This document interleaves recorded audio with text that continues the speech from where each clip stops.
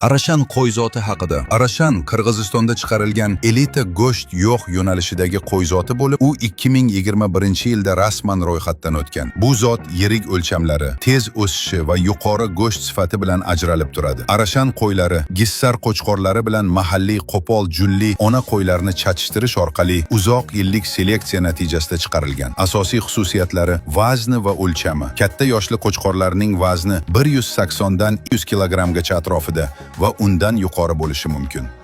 Bo'yi yerdan yo'lkani teppa qismigacha 100 dan 110 santimetrgacha yetadi. Yo'nalishi go'sht yo'q yo'nalishidagi zot bo'lib, dumba yog'i va go'sht chiqimi yuqori. Eksteryeri katta va kuchli suyak tuzilishi.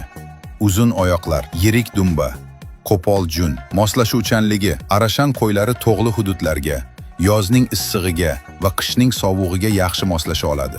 Tez o'sishi qo'zilar tez vazn to'playdi va qisqa vaqtda go'sht uchun tayyor bo'ladi. Qo'yni toza zotli Arashan deyish uchun tashqi ko'rinishi kifoya emas, balki aniq kelib chiqishini bilish lozim. Ota-onasini va ularni kelib chiqishigacha aniq tasdiqlangan ma'lumot bo'lishi lozim.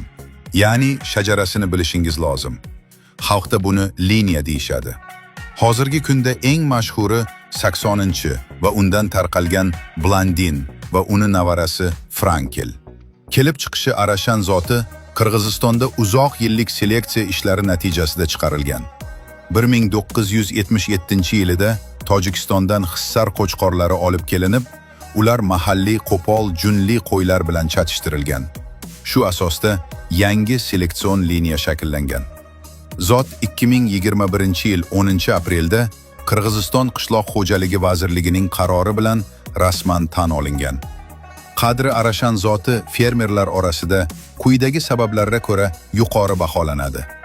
Tez o'sish, katta vazn, yuqori go'sht chiqimi, kuchli genetika. Seleksiya uchun mo'ljallangan sof qonli qo'chqorlar ba'zan 10 va bir necha yuz minglab dollarga baholanib kelmoqda.